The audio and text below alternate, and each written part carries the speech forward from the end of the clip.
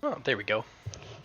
Well, hello everybody, welcome back. Hopefully everybody can see what's going on and hear me okay. If my audio levels are off, please do let me know.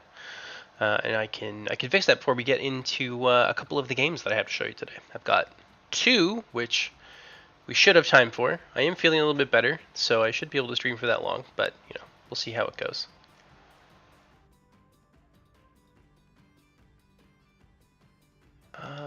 But let's go ahead and we're just going to jump right into it. I'm not going to explain too much. I'll explain it kind of as it happens. I got a couple of games, as I said, and they're both relatively short. So I think the first one we're going to do is going to be Avari versus the Dwarfs, which is traditionally a very, very bad matchup for the Avari. And we'll see how the Overhaul is kind of shaking things up a little bit.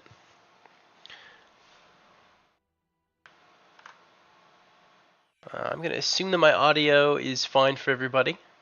And I'm just going to proceed until somebody tells me otherwise. Alright, so let's take a look at the Dwarven faction here. This is a very short game, so we're going to kick it down to like 10% speed.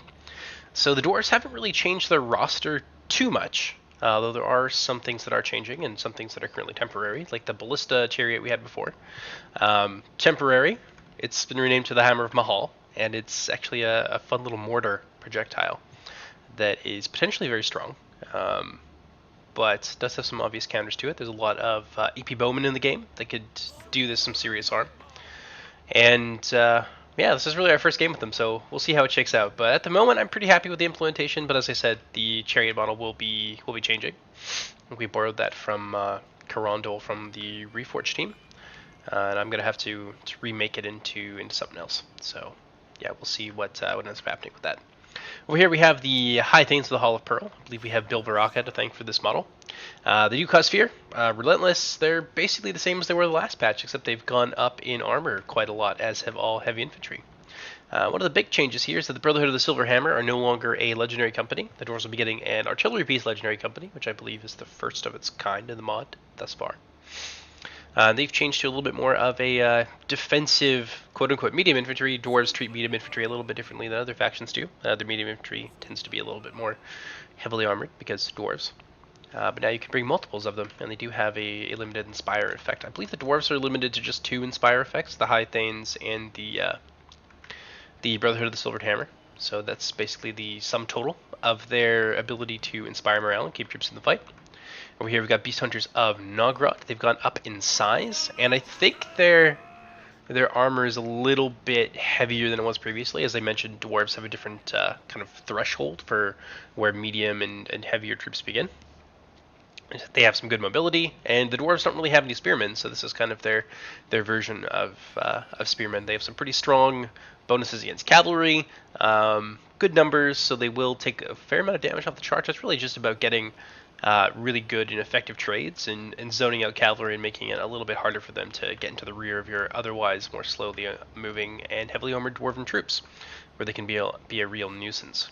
The Stone Heroes of Tumunzahar have changed. They're no longer a detachment. Now they are a full-sized unit.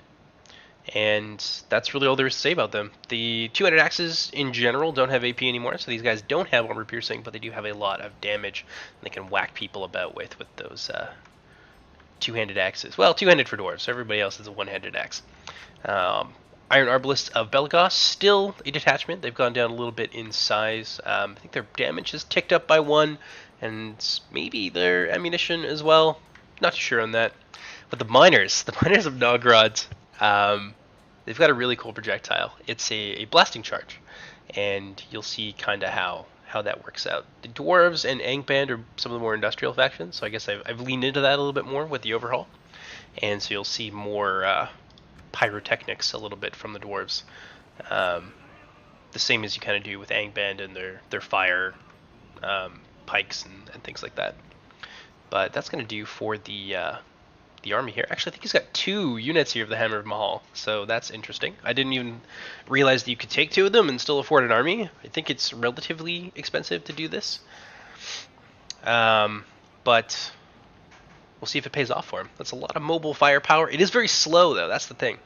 The Hammer of Mahal is a little bit lower on its range than it used to be. I think it's only 190 or something, so within range of most bowmen, especially AP bowmen. and it's quite slow. So if cavalry can catch it out, it's got some penalties against cavalry, so you can shut it down and destroy it that way.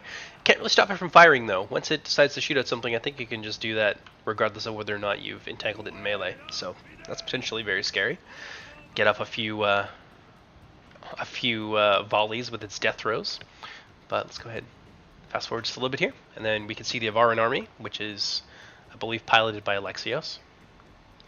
Nalgrim here, played by Stewart. I don't know if I mentioned that, but you've probably seen his name on the screen for long enough that you figured that out on your own. Let's go ahead and kick it to 10% speed. And of course, he's playing as the Avari.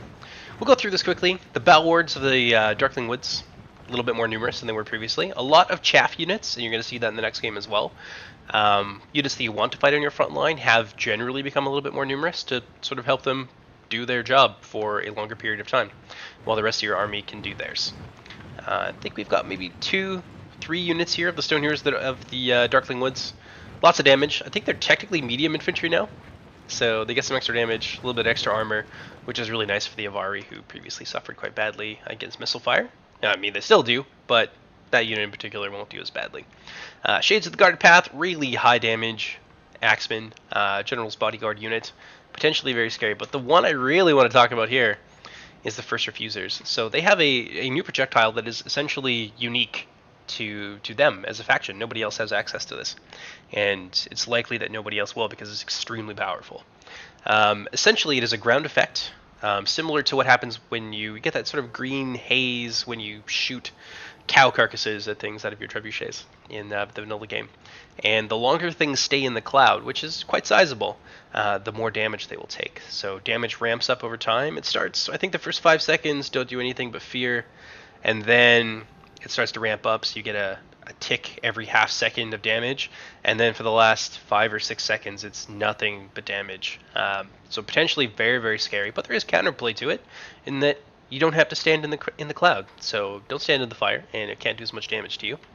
But of course, if your units are pinned down and they use it well, then that's a little bit different. But it's a really cool projectile, limited by its ammo and the number of men in that unit of the First Refusers.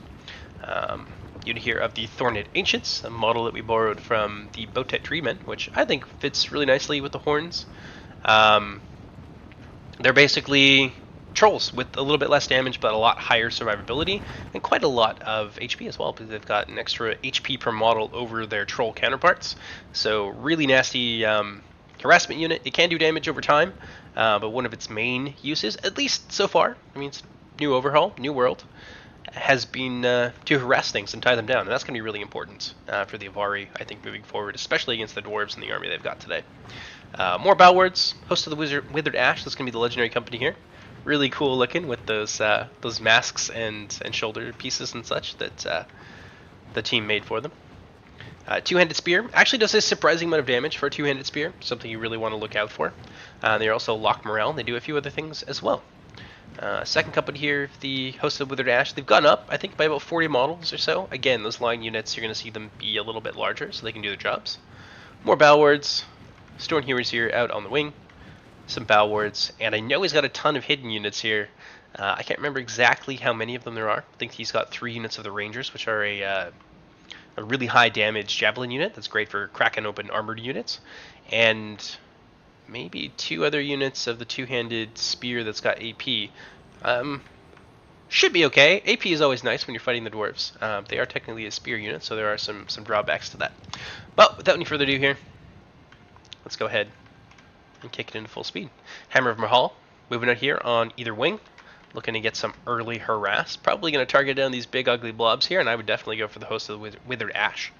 Let's see what he ultimately ends up doing. Yeah, they've got crossbow and animations and things like that.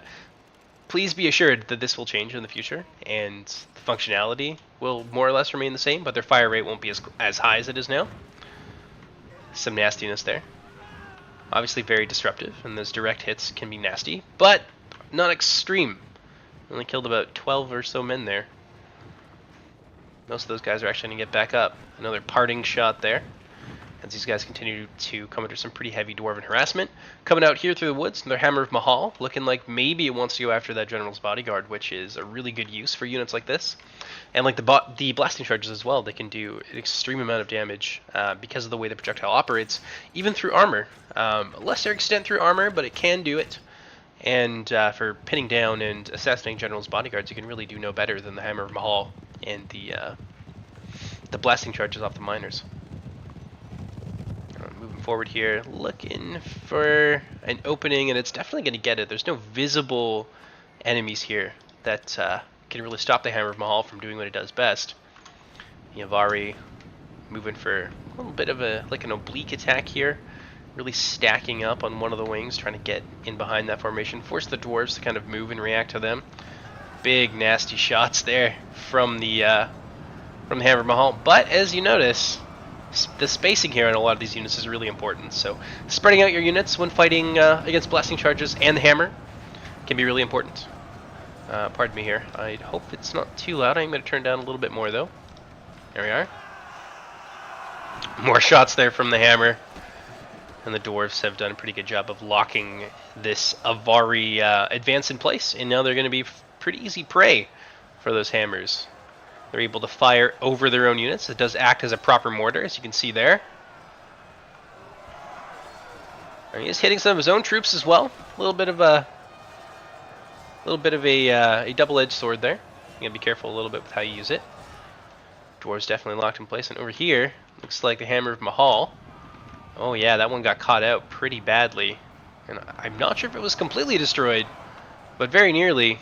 The Stone Hewers of the Darkling Woods took a real pounding earlier, and now the dwarves are stretching out their line there, using some of those reserves and managing to lock most of the visible Avari units in place. But of course, there are the Rangers of the Hidden Path over here, and these little miners, they have something to say about that.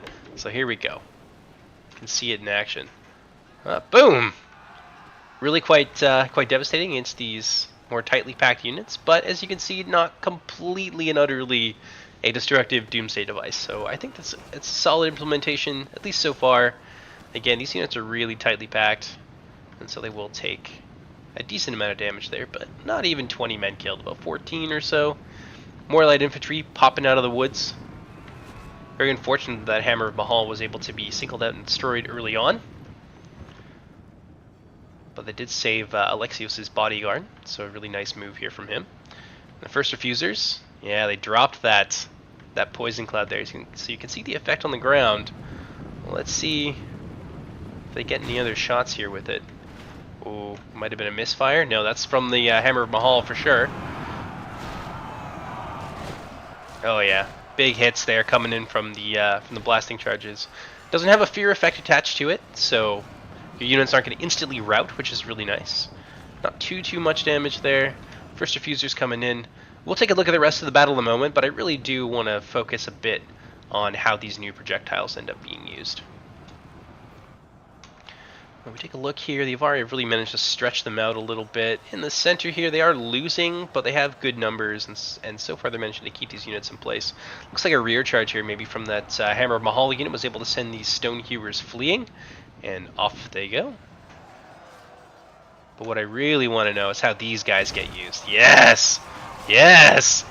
Now if you watch.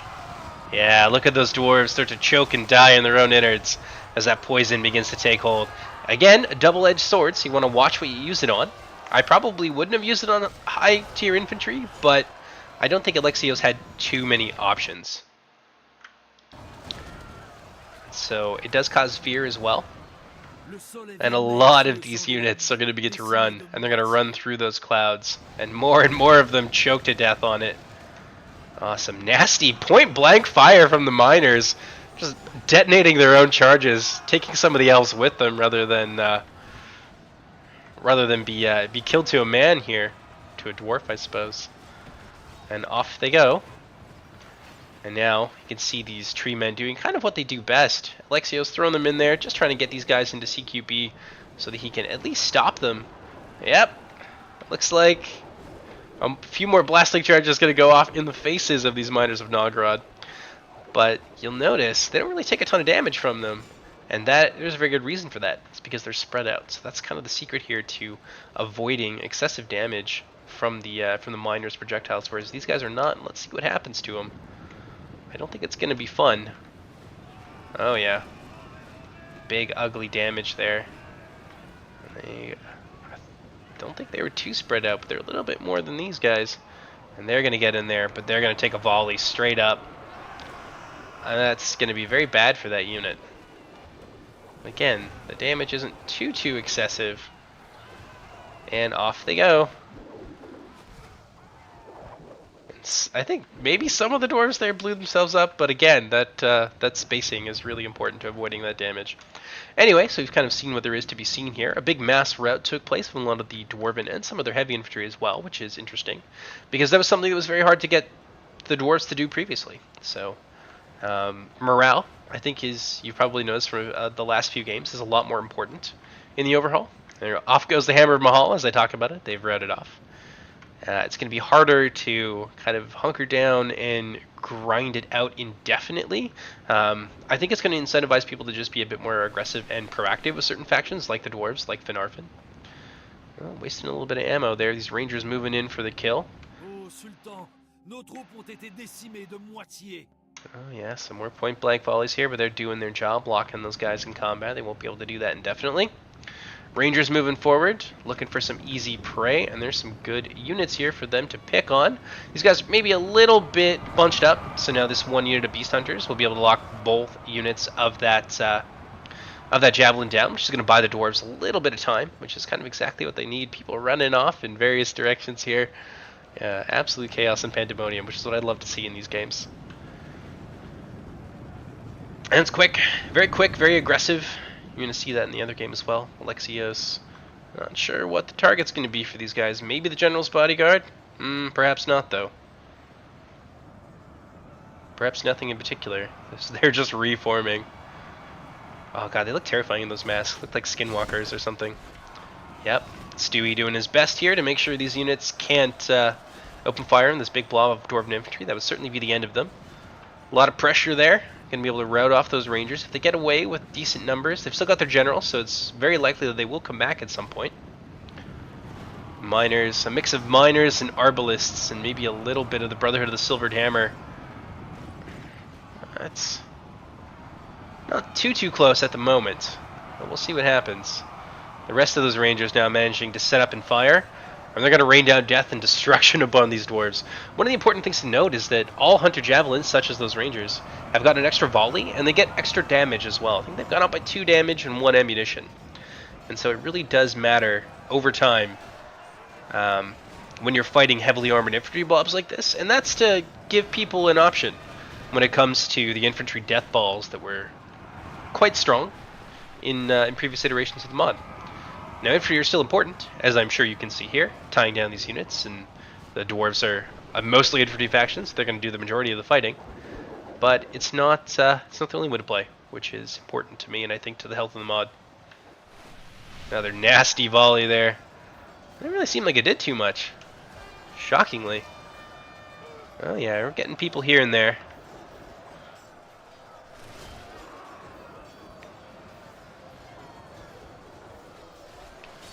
Yeah, every few of those volleys, we're getting another like 1 or 2% chipped away from the lives of these dwarves. So if they're allowed to do what they want to do for as long as they're able to do it, it'll be very ugly. What are those infantry thanes at? Oh yeah, these guys did come back after all. There you are, 29 of them. Coming back to be a problem for the dwarves once again. First refusers, quite strong. Lock morale. Relentless. They do a lot of things well. But they are quite expensive, and the ammunition on the Poison Cloud, while strong, pretty limited.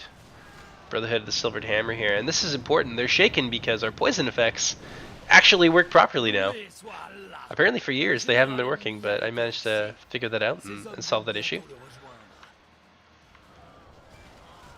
Yeah, you can see these guys are shaken as well for the exact same reason. You have that poison effect breaking and hitting both of these units.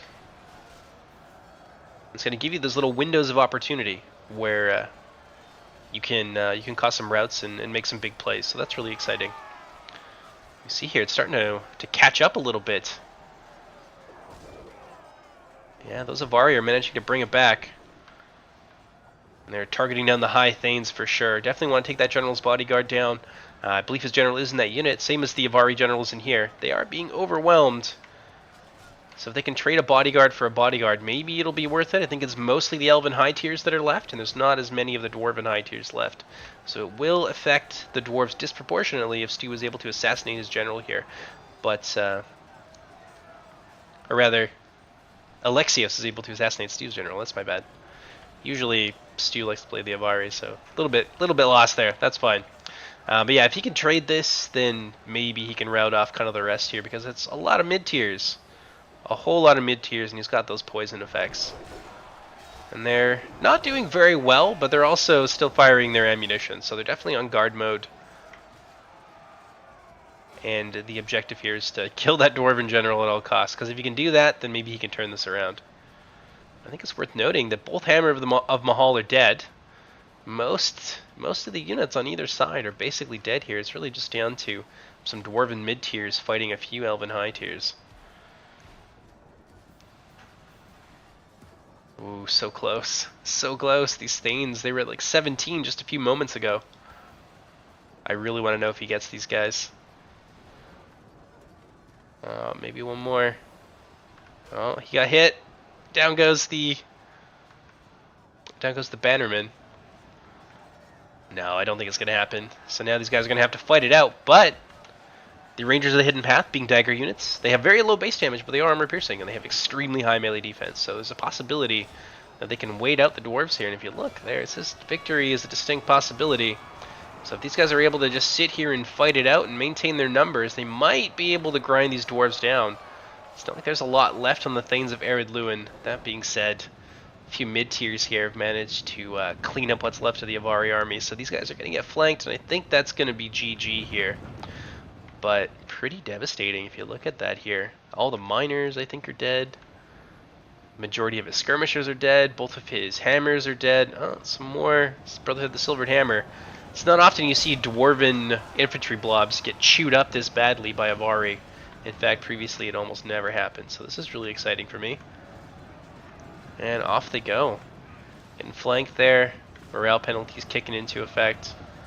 I think the Thorned Ancients are maybe locked. Not sure.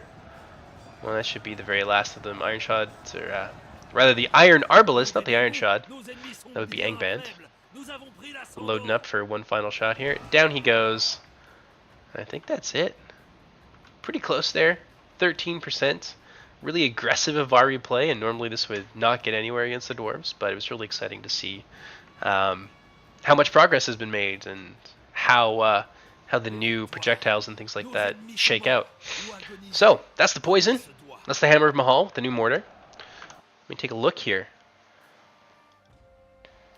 Are these some variant of Nafatoons? Or use the animation? They just use a generic throwing animation. And the Nafatoon effect, I mean, there is a fire effect tied to it, and Nafatoons do also have, it's like a Greek fire, or specifically a Nafatoon fire, which will instantly kill things. That's kind of how they work similarly, but the poison doesn't do damage on impact. So it's got about an 18-second duration, and I think the first probably more like 8 or 9 seconds are completely harmless. They will just do fear effects. But after that, you start to get ticks of the Greek fire effect that I kind of talked about. And then the longer people stand in there, the more those effects tick off, and the more damage it will do. So it's like, building up, poison in the system, and it overwhelms their ability to fight it, and then they start to drop dead. So it's kind of cool that way. So the answer to your question is yes and no. They do the same thing. They kill things with fire, but in a very different way. Let's go ahead and load our next replay here. That's going to be the Lord of Mischief. So you're going to see 2 more factions that just got overhauled. That's going to be the Helin and Tolen Gorth, which were done kind of as a pair, sort of as foils to each other. So let's go ahead here. It's another relatively quick game. I can turn this up, I think, a little bit faster. We've got the Dominion of Tolen Gorth here, being played by Stewart of Dale. And we've got, I think, 2 full units of the Hishbukraz Hunters. I might be mistaken about that. But they are a little bit different. They've got a new projectile not animation, but like visual effect. And I think it has some morale effects tied to it. So it's sort of like poison, but with fire. Just something fitting the backstory that we've made for the Hishbukraz clan in Silmarillion Total War, who are a little bit more fire-obsessed fanatics. And you're going to see that played out through... I don't think he has any of the Laugskaraz here. Okay, yes, he does. Sorry, the Hishbukraz, Zagol Kolab. They've got some fiery projectiles as well, which essentially are the same thing, but they're harassment javelins. So they've got armor piercing and less range and damage than bows, but they do have the AP, which is nice for helping them punch up. I got some Laugskaraz here as well. Largely the same. They've still got the armor piercing and CQB, and that translates, of course, into their charge because they only have one primary weapon. But they're the detachment format, and yeah, they do their job, but you know, detachment is a little bit cheaper, so that's nice. Second unit here, so basically a full company of them. A lot of the warg units for Tolen Gorth have gotten a lot bigger in size, whereas some of the Noldor units have, say in Feanor, for example, have actually shrunk down a little bit. So you're going to see very much quality versus quantity at play. And Tolen Gorth is one of the few factions that can actually field an entirely cavalry army, and maybe be effective with it. I'm not too sure, no one's really done it. And there's a few variations that you could do with it. But yeah, it is definitely possible. Vorback Gajutar here as well. It's going to be a legendary company. They're sort of a non-armor piercing, extremely fast version of the Laugskaraz, who are a little bit slower. They've got a higher charge value as well, and some really nasty bonuses in the forest. These guys catch other cavalry in the woods, then they very well can because they're extremely fast. Yeah, it can be very, very nasty, especially against heavy cavalry who take penalties when they're in the woods. These guys can really punch up. And they're lock morale as well, so they're quite hard to get rid of. You have to kill them down to the last warg. Sauron, the Lord of Wolves, with his beautiful, beautiful model here. This is sort of our conception of how he would be in the First Age. Done for us by Castellan Vangmar. Big thanks to him. And he's got his new projectile. I showed it on the last stream. I don't know if anyone really remembers it, though. It's low ammo. I think you can only maybe shoot it off, you know, once or twice. And it has to be done with proper spacing, otherwise you won't get the split. You'll just get a very meek fizzle that does a little bit of damage, but not much. Essentially, it's part of the new magic system. One of the few damage spells that we will actually have. Most of them will be utility of some kind. And it's called Conflagrate, and you're going to see exactly what it does. It's very, very nasty, but very cool as well.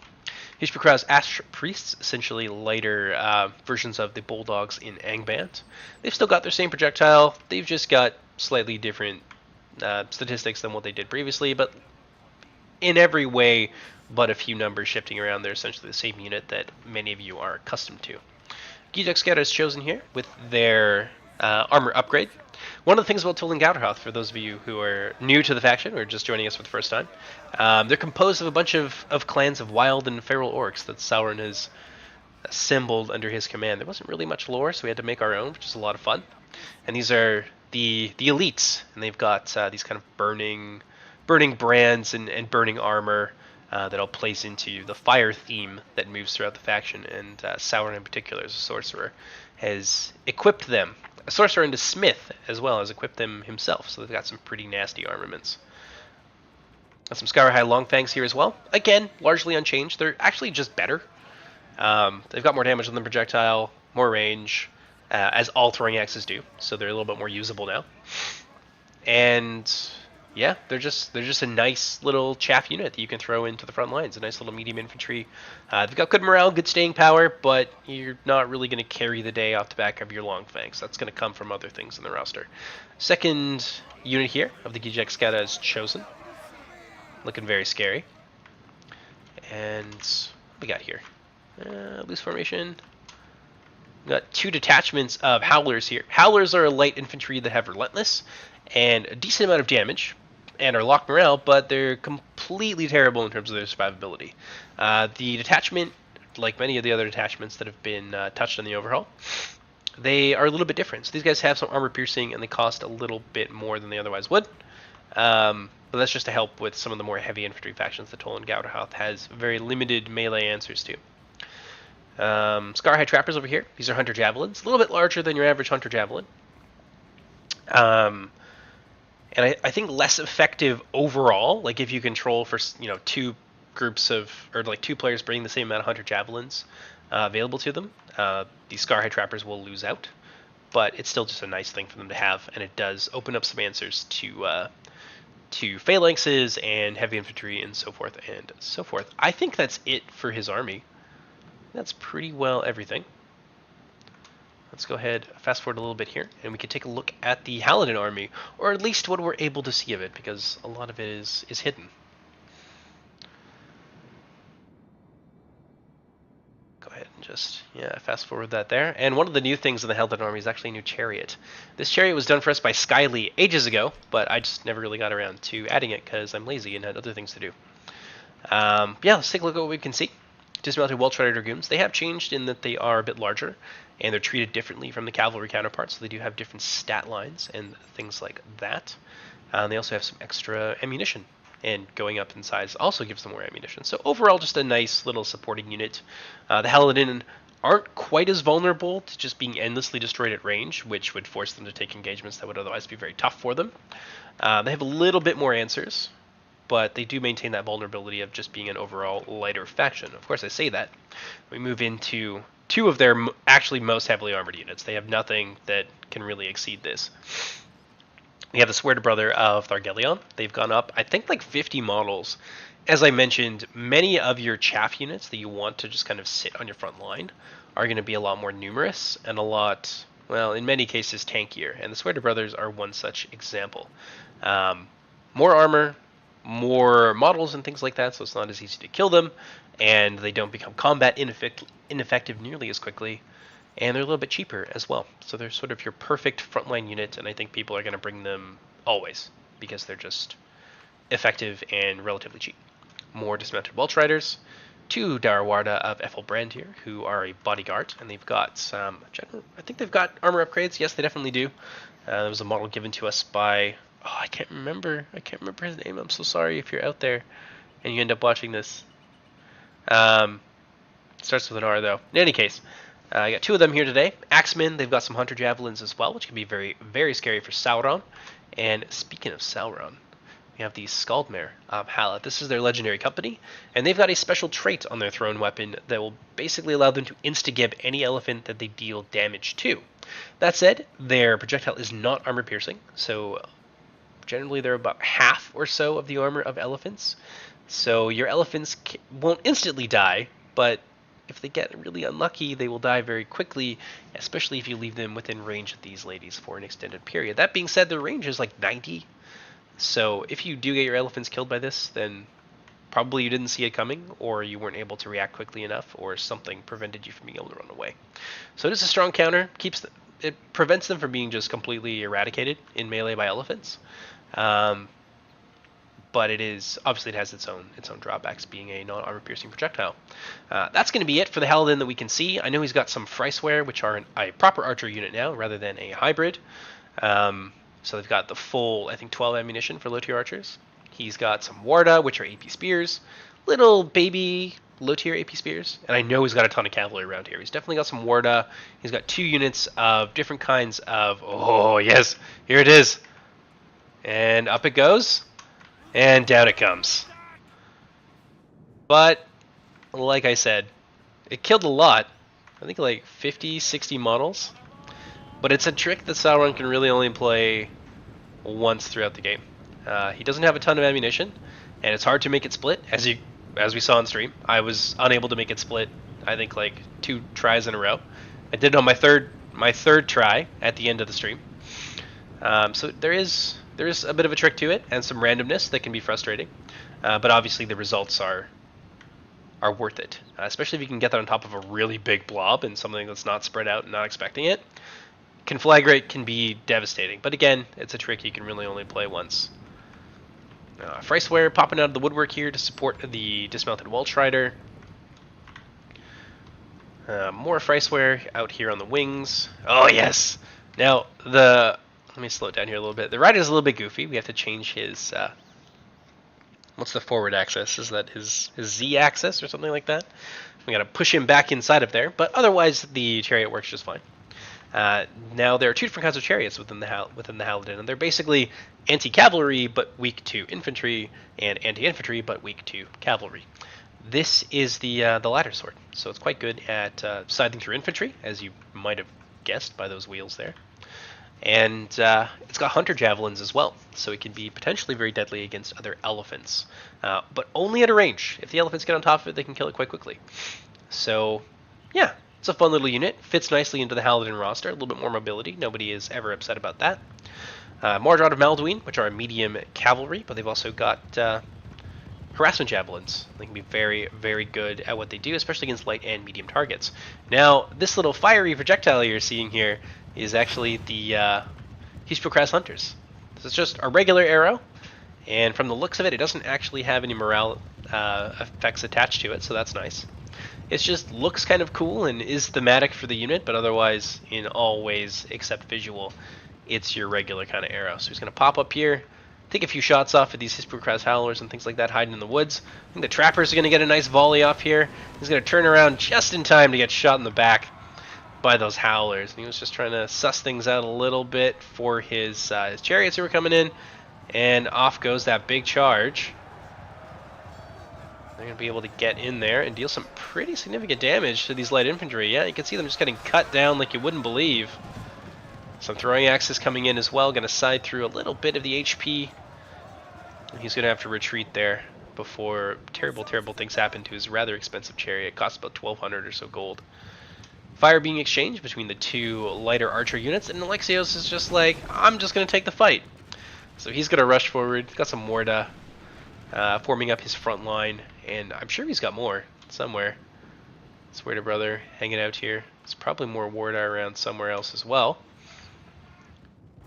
Oh yeah, these guys are going to come forward, and I think maybe they're meant to be bait. I think they're trying to bait out some of these projectiles here, and they will do that because these guys are left on auto fire. And the Scar Longfangs and the Hunters, they're just going to annihilate this poor unit of Warda. Yeah, light infantry really suffers under missile fire. You can see that here. Oh yeah, they're just getting cooked. And I don't know if they'll even make it all the way. Yeah, so much damage that it's just disrupting them. So Alexio seeing an opportunity here now that all the focus is on that one unit of Warda of Brethil. He's going to charge forward with the rest of his units. Looks like he's got 3 of them or so in reserve.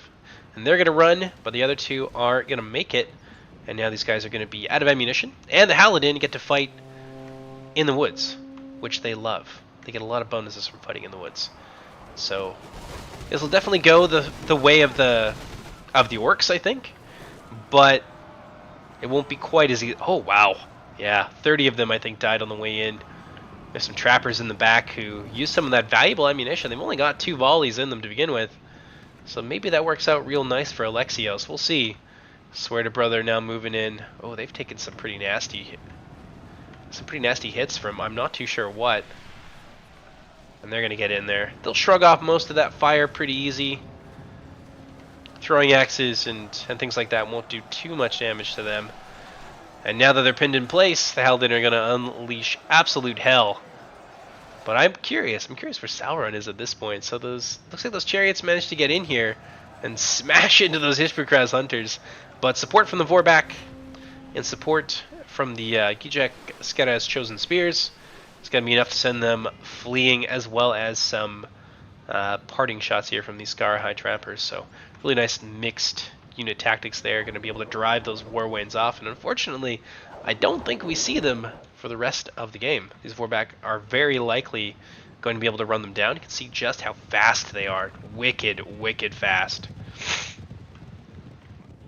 And they're going to run them straight to the edge of the map, and that is going to be it for the war wains. Unfortunate, but it is what it is. Exchanging fire here. Hispocras Howler is going to get into the Freyswear. I don't know how well they'll do. I think the Freyswear, they'll definitely take a lot of damage from them, especially with that supporting fire. Ooh, yeah.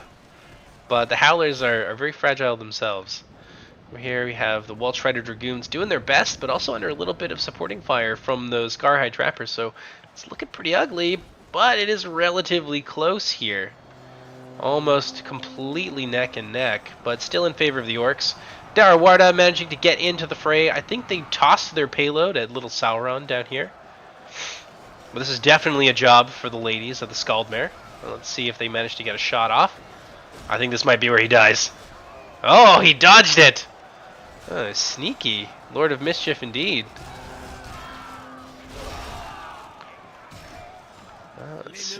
Let's see if they can actually manage to take him down. Oh, he's coming back.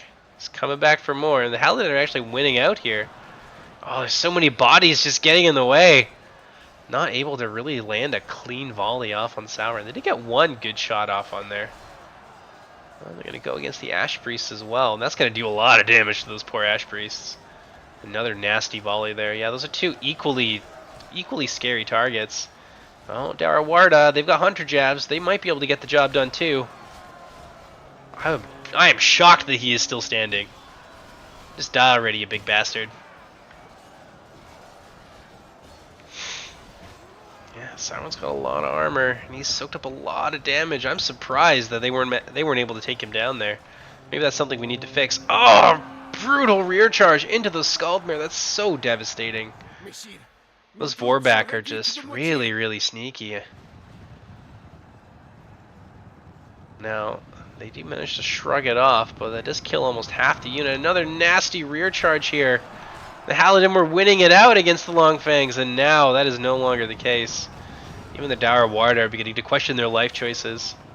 Yeah, those Vorback Gashethar, they really need something to try and tie them down. And those Wolf Riders are going to manage to get a good charge off there, but they will take damage in return. Axe units don't really have a lot of melee defense. That being said, did manage to take down a few of them. Another nasty charge here, ping-ponging back and forth into the Skaldmere. These guys have definitely made back their value for sure. And just wreaking absolute terror and chaos on this Haladin back line. Now he does have some cavalry. I would probably use them to try and catch the Vorback Gashethar out and deal with them, but previously they were just kind of an okay unit. They were like an alright legendary company, and they're not nearly as fast as they are right now. So it's kind of hard to read the threat when you're not used to things. Oh no, those poor Welsh Riders. They were holding it down too. They were doing well. Killed like almost, I think, 40 or so of those heavily armored spearmen. They had a lot more left in them to give, but not anymore. Now he did manage to sink his teeth into the Vorback Gashethar. You can see them start to fall away relatively quickly, but he can't stay in there for too long. And the Vorback are actually going to follow him away from their spear support rather. And now they're going to pick a fight with a bully bigger than they are, and down they go for the most part. I don't know if we'll see them all get killed off here, but quite a lot of them going down. Before those Haladin are going to be forced to retreat. Now they're down to 6, maybe 5, and off they go. There's still a lot of Haladin cavalry left here. Maybe enough to turn it around, not too sure. Brutal charge into the Ash Priest there. I think they just cleaned up what was left of the Skaldmere. I am not sure where Sauron is at this point. He must have gotten clipped somewhere at some point, but yeah, we never really saw what happened to him, unfortunately. Had to be like down in here. Down goes the Haladin General. That's not good. But it's been pretty ugly here in the front lines. Both sides still really close, within 2% of each other. But I think, unless he can preserve his infantry numbers, I think this is going to go the way of the Orcs. I'm wondering if Sauron is in here somewhere. Like if he picked a fight with the Darawarda and then got smacked back to the void. It's looking like no, but a nice charge there. Really thinning out those Chosen. That's one of the nice things about melee cavalry, is that they've got the melee defense, and because a lot of spears have gone down a little bit in damage, it does give you a bit more room to move around with cavalry. So if your opponent has spears on the field and you have cavalry superiority, it's not necessarily game over. You are able to get a little bit more accomplished, but it is still quite hard, as that is a natural predator for that unit. Another big charge there. That's going to claim the lives, I think, of maybe some Ash Priests and some medium units.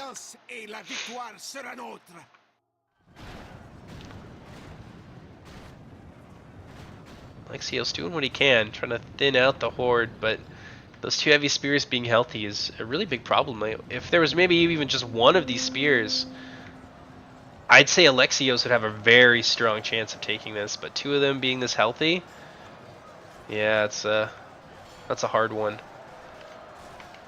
Not sure where the Darawada are, if there's any left of them. They might. I thought there was a big blob of them here, but maybe they got run through by who knows what. Ash Priest, perhaps. Oh, nope, that's not happening. A little bit of a failed charge there. Yeah, if these guys were able to be microed a little bit more and kept closer, he might have had an opportunity. Let's see if he gets it. Oh, nice. A nice little flanking charge there.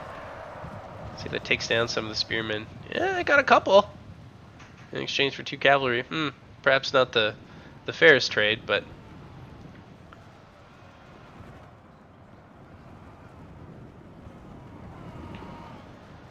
yeah, it's looking like the Helin are beginning to thin out here, and they're doing their best to stop these other chosen from being able to join up with the other blob of heavy infantry, but there's not too much that Alexios can do. It just doesn't have the infantry to lock these guys in place. Off go the Freyswear, and there's still about 30 or so Ash Priests in the center, which is a very, very scary thing.